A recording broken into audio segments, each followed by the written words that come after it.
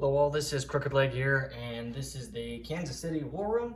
We are looking at July of 1943 for the Japanese turn, but before we get started with the Japanese operations, we are going to do the cleanup real quick, or housekeeping, for our Russian counterparts.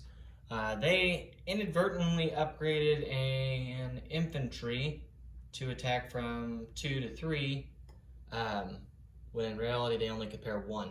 So we're going to repeat just a small portion of the battle here and see what happens.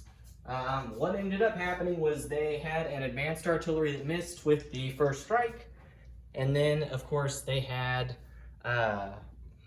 their 2 infantry that also attacked into the territory against the Italian airborne. What happened is they paired 2 infantry with the artillery rather than 1.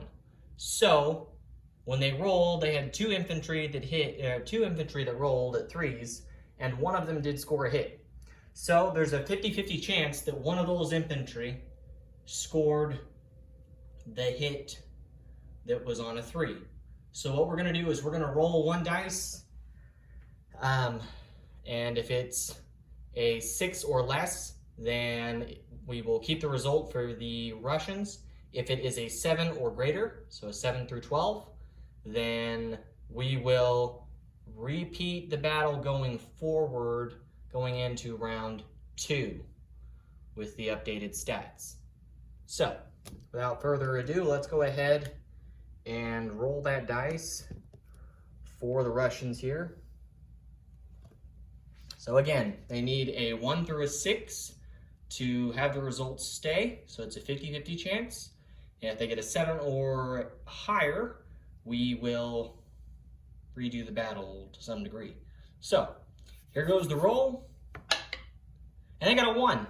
So, I would say that that is fate's decision, that is an all-out keep for the original results. So, no change to the Battle of Ukraine, or Battle of Eastern Ukraine, which is where these units were. So, again, we would remove the airborne that was Italian, and the Russians would take the territory with an advanced artillery and 2 infantry, just as they did in their video. So that clears that up. So let's do some tech rolls for the Japanese. So we have 2 tech rolls. Our first one we're going to do is for long-range aircraft, and we finally got long-range aircraft. That's a 9. So long-range aircraft is complete. And then let's do wartime economy. And we also got wartime economy moved up. So we will move wartime economy to stage 3 and finish long-range aircraft. So all of our aircraft on the map will now have a +1 movement in addition to any bonuses that they get from airfields. So with that done, let's get into our purchases. Okay. Yeah, we bought a lot of ground units this game, or this round. So let's go ahead and get into the purchases then. So we're spending $16 and we're buying ourselves 2 airborne transports. We are buying a total of 3 militia, so that's $6, $2 a piece. We're going to do 2 militia upgrades at $2 a piece. There's 4 there, so 4 plus 6 is 10, plus 16 will put us at 26. We are going to spend $6 and buy 2 airborne infantry. They're $3 a piece. So 6 plus 26 will put us at 32. And then we are going to use our improved construction capabilities, and we are going to fast build 2 stages of a major port. And the major port we will place in the Bonin Islands. That would be in C-Zone 65. Oh, and then we are going to buy 5 infantry at $3 a piece, so that's 15. So 15 plus 6 would be 21. Plus we have 32. So that would put us at $53, and that is the $53 that we have to spend for this round. So let's see. That covers our purchases.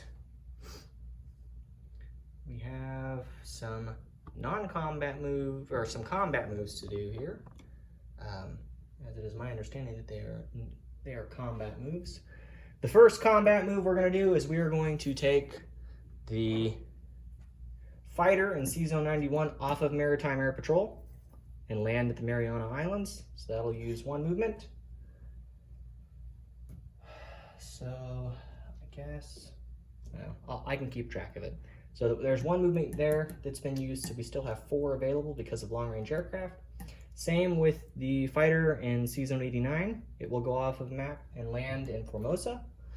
The tactical bomber that is in Nanking, or not in Nanking, but in C-Zone 54 will land in Korea. And then that, I believe, does it for our combat moves this round. So our non-combat moves. Our first non-combat move is we are going to be moving quite a few units across the board, and we're going to probably put out a task force marker. So we did this earlier, we're going to probably have to do it again because we got a lot of guys moving. So our first move here, we are going to take all of these ships that are in C-Zone 38, and they will be moving to C-Zone 65.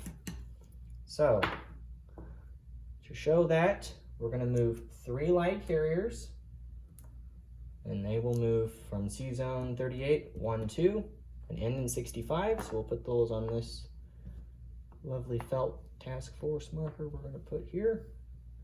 The battle cruiser is going to move in, along with 4 destroyers.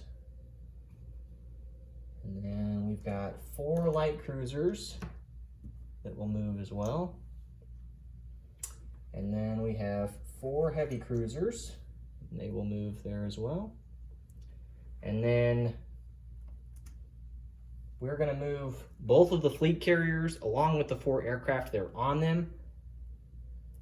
Think of it this way, we're going to have the aircraft still in the territory or in the C-Zone of 38, and then they're just going to use 2 movement, and they're going to go 1, 2, and then land back on the carriers. So I'm not going to take them off, I'm just going to set them in there, but their movement is separate, but nevertheless, easily fixed. So we will do that. The tactical bomber that started in Korea will have 5 movement plus an additional movement for the airfield in Korea, and it will move 1, 2, 3 and land on one of the light carriers. And then the fighter that is in the Mariana Islands would still have 4 movement left, and he will move 1, 2 and land on a light carrier. And then the fighter in Formosa that was taken off of map would also have 4 movement, and he will move 1, 2, 3 and will also land on a light carrier. So all of those units have been placed in C-Zone 65.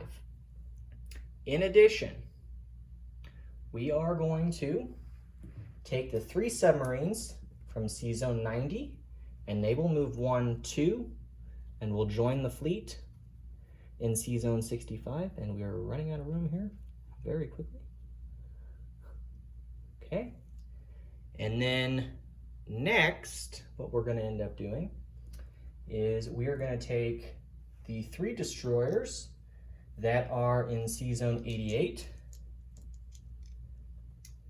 and they will move 1, 2, 3,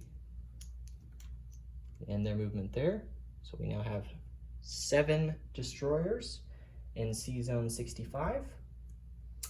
We're going to take both of the battleships from C-Zone 88, and there is a major port in 88, so they will have 3 movement, and they will go 1, 2, 3, and end in 65 as well. And then our torpedo boat destroyer has 2 movement, but he'll have a 3rd movement because of the port, so he'll again move 1, 2, 3, and will end in 65. And then our 5 transports that we have in 65, or not 65, but in 88, are going to load the 4 artillery and the 6 marines from 88.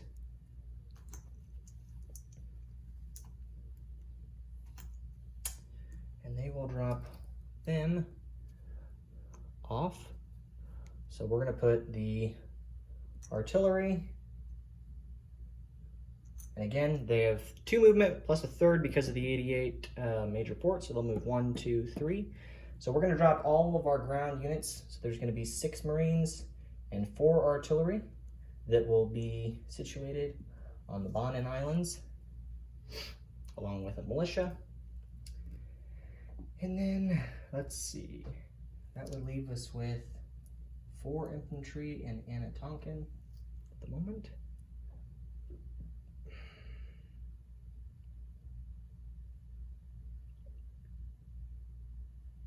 Okay, so here's what we're gonna do. So the 3 destroyers that moved from Sea Zone 88, they're also gonna load 3 infantry from Anatonkin, and they will carry those infantry and drop them on the Bonin Islands as well. So let me get some chips real quick and I'll chip this out. So there's room for them.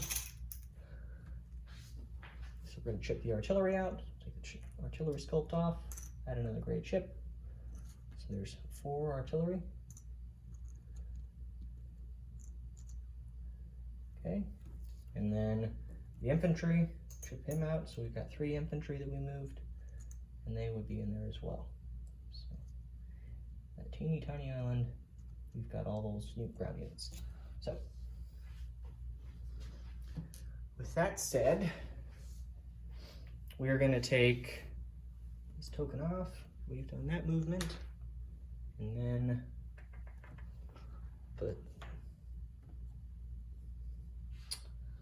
we'll put that there to designate what is in that sea zone. So fleet of 12.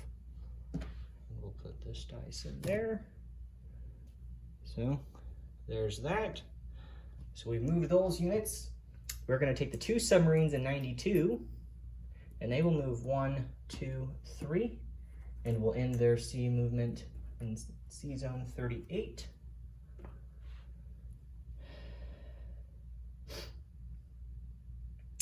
And I believe that nearly completes our moves, other than we do have 2 other non-combat movements on mainland China. So we are going to take the infantry in Anatonkin, and he will be railed north. There's a rail that goes all the way through, but he'll be railed north to Suyon. And then the infantry that's in Rihi will also move into Suyon. Okay.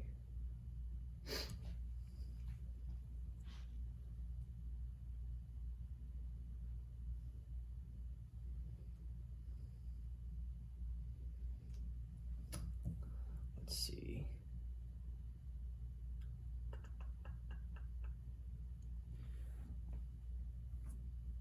Yep, we will do that.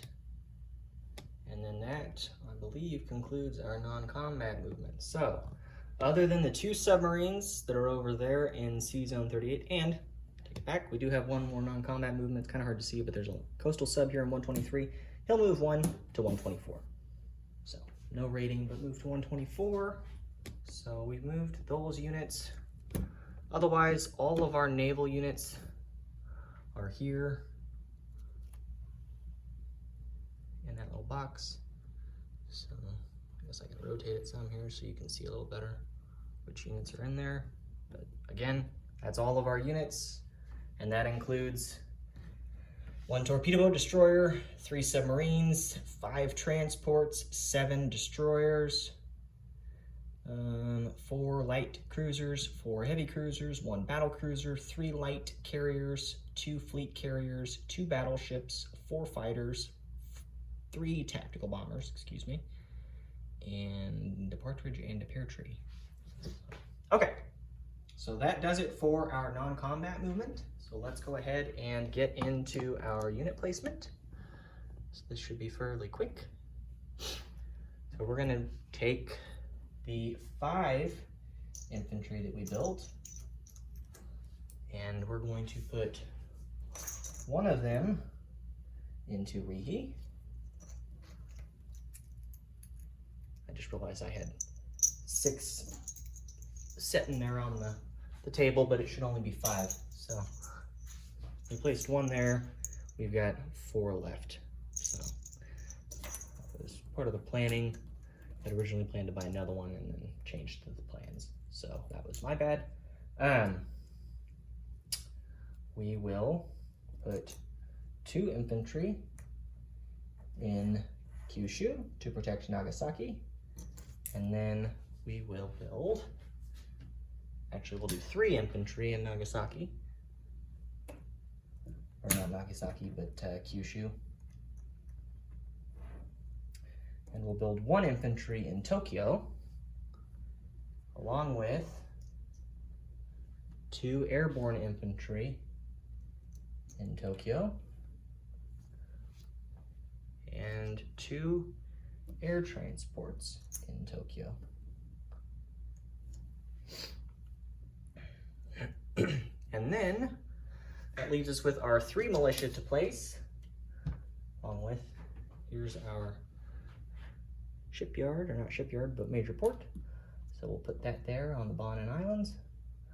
We're running out of room, but all those ground forces are are on the island. Probably ought to get another task force marker for that, but they're all on the island, or taking a bath, one of the 2. We have our 2 upgrades for existing militia, and then we have 3 militia to place. Our first militia that we'll place, go ahead and make this simple, we'll put him here in the Philippines. Then we are going to do our upgrades, and we have 2 upgrades. We will do 1 upgrade in Singhai. So there are now 4 infantry in Singhai. And then we'll place one of our militia that we purchased in, you guessed it, Singhai. And then we have a militia upgrade and a militia to place. So let's see, what did we originally decide on doing? Ah, yes. So we're doing a militia upgrade down here in the Solomon Islands. So there are 2 infantry in the Solomon Islands. And then we will build another militia in the Solomon Islands. So there are 2 infantry there and 1 militia.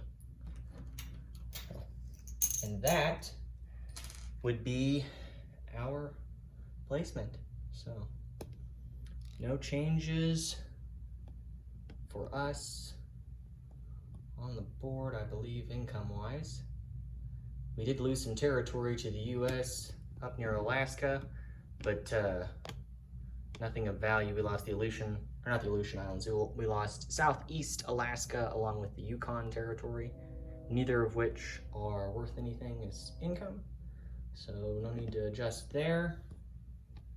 No adjustments or changes to bonuses. So our income, again, for this round would be $53.